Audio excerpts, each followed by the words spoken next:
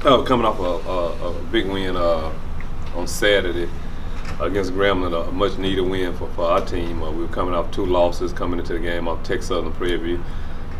Came into the Grambling game. Both teams was searching and needing a win. I thought our guys got off to a great start. I think they scored maybe 8 points in the first 4 minutes, and then we held them to 8 points in 16 minutes in the first half to go in to the half 36-16. Coach, it's been by Saturday. It'll be a week since you all played. What you do just keep the team, keep the team sharp, not letting them get rusty and focused through the rest of the season. We gave them off Sunday. Then Monday we did some individual work. Each guy's assigned to a coach. Coach Dixon kind of worked with the wing guys. Coach Burke worked with the post guys. Coach Woodall kind of worked with the point guard. So we kind of let them do anywhere between a 30 to 45 minute individual workout.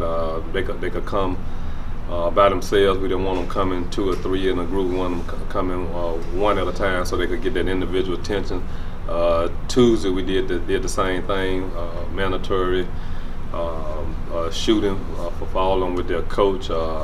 Today be the first day that we actually got back on the floor as a team. Yesterday we also watched film, so we did some stuff not where they had to bump and grind against each other, get on the court. We do that Wednesday, Thursday, and Friday, 3 good days of that, but I didn't want to give them Monday through Friday. I thought that was going to be too hard, too long. I thought mentally we needed a break.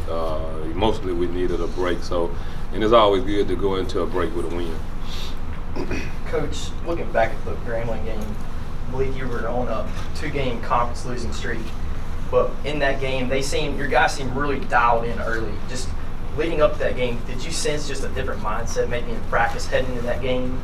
You know what? I thought we had a good mindset. Anytime you lose 2 games, you kind of wonder about your team. What's the mindset? If guys really want it, if you got guys that can quit on you. But during the week, we had guys coming in, getting up shots, working with the coaches, coming in, getting up extra film. So it was a positive sign going into the game. And then once we hit the court, you could tell it was a different energy level. The energy that we needed in the Texas Southern game, which was not there in the Texas Southern game, was there. So the thing was, how long was it going to last? Could we go 40 minutes with it? And our guys seemed to put a good 40-minute game together.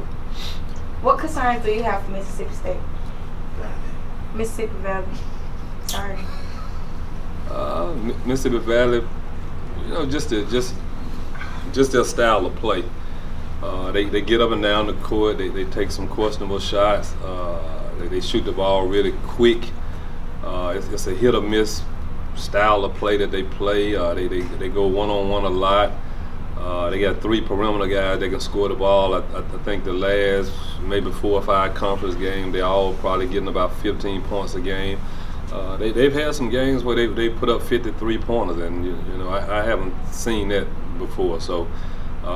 Getting up 50 threes, 35 threes, that's a lot of 3-point attempts, and it puts a lot of pressure on us on the defensive end because we have to be ready to defend that. And sometimes you put up a lot of. Sometimes they'll go in, and sometimes they don't. So hopefully they won't be making. Coach, do you feel that win over Grambling jump-started this team a little bit? No, I do. I got a good feel about our guys. Just the energy level from our guys, just seeing them in and out of the gym. It's a little bit easier to coach them. When you're coming off a win, but we'll see what happens today. We got a late practice. We didn't go early this morning. Some of them came in for individual instruction, but the main practice is after the women today, so we'll get a chance to see what we look like, where our mindset is, and what kind of focus we have going into the Valley game. Coach, talk about Javius. He got going in that game against Graham and got some finishes around the rim and got blocks. Talk about how you may want to try to get him going earlier in Saturday's game. Well, I think he's important to us on both ends. I think the energy level that he gives us from a dunk standpoint, whenever he can finish around that rim with authority, I think it sends a message. I think he may have been 4 for 4. Maybe 3 of them were dunks, and one of them may have been a little jump hook in the lane or something. But the big part about him, he made his first 2 free throws, then he came back and made the third one. So that was a plus. I think on the defensive end, I think that they were always looking for him. You know, whether he's blocking a shot or whether he's grabbing a rebound, and that's a big rebound. So he gives us energy on both ends. I think what we struggle a little bit is when he gets in foul trouble. He gets his first foul, then we try to sit him.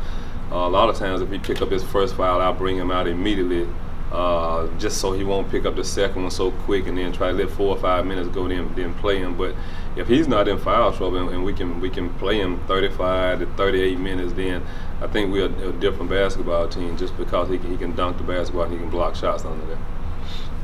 Coach, a guy we haven't talked much about this year is Kenneth Lewis. He had a lot more minutes in the game against Grambling the other day, and when he got in, seemed to kind of show out a little bit. So just talk about his progression this year and just kind of what he brings to the team. You know, Kenneth Lewis, we thought was a steal. You know, he originally signed with Valley. When they had the coaching change, I think what they did, they didn't honor any of the scholarships or any of the guys that they signed. So that's how we ended up getting him. We were going to redshirt him because we felt like we had perimeter shooting with the recruits that we brought in.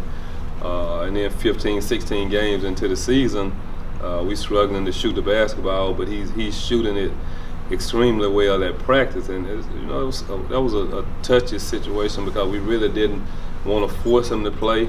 I think Coach Dixon went to him and asked him about playing, and he was all for it. And like I said, he had been playing so well, shooting the ball so well at practice.